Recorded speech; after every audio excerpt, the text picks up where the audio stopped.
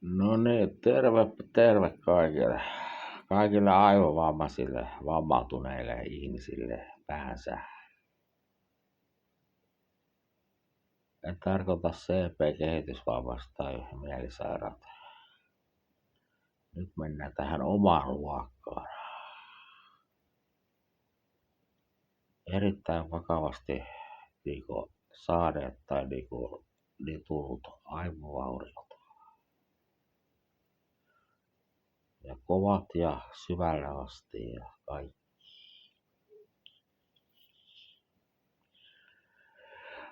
Joo, että mä otin tästä nyt Teroxit rauhoittavat masennuslääkkeet ja Marevaanit iltalääkkeet.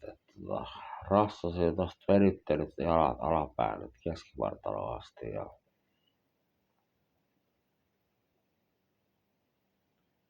mä alan nyt nukkumaan se on aivan vammautuneen uniaikaa.